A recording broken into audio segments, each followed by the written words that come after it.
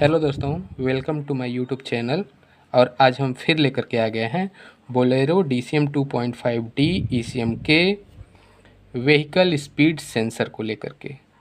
तो दोस्तों, जैसा कि इसका नाम है व्हीकल स्पीड सेंसर, वैसा ही इसका काम भी है कि व्हीकल के स्पीड को मेजर करके ये इंफॉर्मेशन देता है ECM को, और ECM हमारा डैशबोर्ड में डिस्प्ले करता है कि कितने स्पीड में हमारी गाड़ी चल रही है। और भी इसके काम हैं। इसके द्वारा दिए गए डेटा को कि कितने स्पीड में व्हीकल हमारी चल रही है, उस डेटा को कैलकुलेट करता है ECM। फ्यूलिंग भी कुछ न कुछ परसेंटेज इस पर डिपेंड करता है कि इसके द्वारा दिए गए डेटा को कि गाड़ी हमारी कितनी स्पीड में चलती है, उसके अकॉर्डिंग ECM फ्यूलिंग भी कराता है। और तीसरा काम इसका है, गियर शिफ्टिंग में भी इसके डाटा को लिया जाता है। इसके डाटा को, व्हीकल स्पीड सेंसर के डाटा को और RPM के द्वारा दिए गए डेटा को कैलकुलेट करके गियर शिफ्टिंग में भी हेल्प होती है। RPM यानी कि जिसको हम कह सकते हैं क्रैंक सेंसर के द्वारा RPM मेजर किया जाता है। उस RPM मेजर किए हुए डेटा को और इसके द्वारा व्हीकल स्पीड मेजर किया जाता है। इन दोनों डाटा को कैलकुलेट करके गियर शिफ्टिंग में आसानी होती है। तो इसका पहला काम स्पीड मेजर करना, दूसरा काम फ्यूलिंग के लिए भी हेल्प करता है, और तीसरा काम गियर शिफ्टिंग या गियर चेंज करने में भी इसका डाटा यूज होता है। तो दोस्तों, देख लेते हैं इसके वायरिंग डायग्राम क्या है।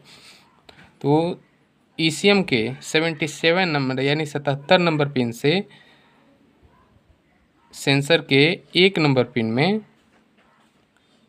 ECM के द्वारा रेफरेंस वोल्टेज 5 वोल्ट दिया जाता है। इसको वर्किंग प्रोसेस में आने के लिए, इसको एक्टिवेट होने के लिए, वर्क करने के लिए रेफरेंस वोल्टेज मिलता है ECM से 5 वोल्ट का, जो कि 77 नंबर पिन से और सेंसर के 1 नंबर पिन में लगा होता है।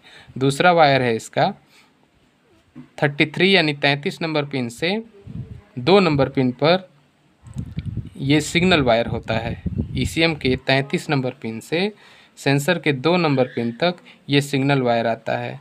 और तीसरा है ECM के द्वारा 58 नंबर पिन से 58 नंबर पिन से ग्राउंड निकलता है, जो कि सेंसर के 3 नंबर पिन पर आकर के लगता है। और इसमें यदि कोई भी प्रॉब्लम आती है तो हमारी गाड़ी स्पीड बताना बंद कर देता है।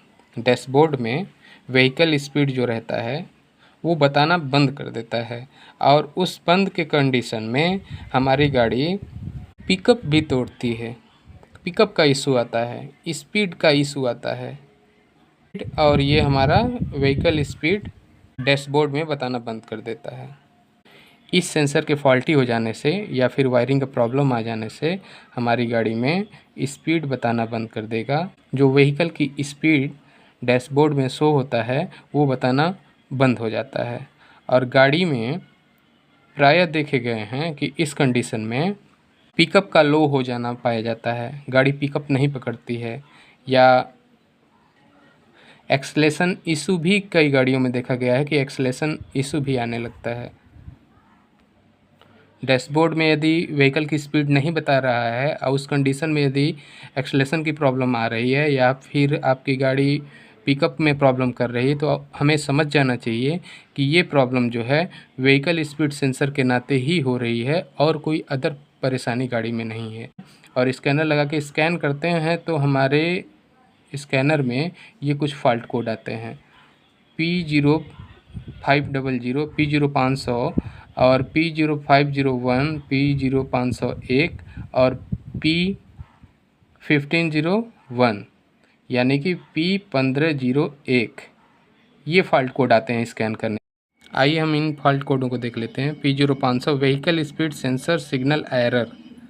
दूसरा है P0501 vehicle speed sensor plausibility error. तीसरा है P1501 vehicle speed sensor open load error. इन तीनों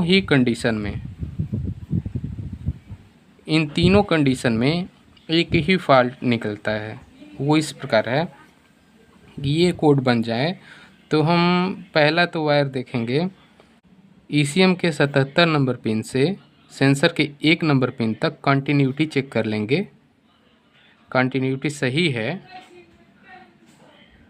तो कपलर हम दोनों तरफ से निकाल करके कपलरों का फिटमेंट चेक कर लेंगे, वो भी सही है तो यहाँ से 1 नंबर सेंसर से 3 नंबर सेंसर के कपलर पर हम वोल्टेज चेक कर लेंगे। यहाँ में 5 वोल्ट मिलना चाहिए, वो भी नहीं मिल रहा है, ये कंटिन्यूटी वगैरह सही है तो हम सीधा यहाँ आएंगे, ECM के 58 नंबर पिन से सेंसर के 3 नंबर पिन तक की कंटिन्यूटी चेक कर लेंगे, शॉर्टिंग के लिए चेक कर लेंगे और यहाँ से यहाँ तक हमको 5 वोल्ट मिलना चाहिए। सेंसर के 3 नंबर से सेंसर के 1 नंबर पिन पर के कपलर पर हमको 5 वोल्ट मिलना चाहिए।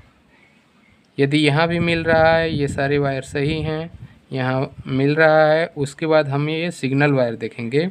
ECM के 33 नंबर पिन से सेंसर के 2 नंबर पिन तक की इसकी कंटिन्यूटी देख लेंगे, कपलरों का फिटमेंट देख लेंगे और ये सारे वायर यदि हमारे सही हैं, ये कपलर सही है, यहाँ का भी कपलरों का फिटमेंट सही है, उसके बाद भी हमारी प्रॉब्लम नहीं दूर हो रही है, उसके बाद भी ये DTC फॉल्ट कोड नहीं रेज हो रहे हैं, तो हम लास्ट में व्हीकल स्पीड सेंसर को चेंज करके देखेंगे और हमारी परेशानी दूर हो जाएगी। तो दोस्तों, और हमारा वीडियो आपको थोड़ा सा भी इन्फॉर्मेटिव लगा हो तो please like, share and subscribe. Thank you.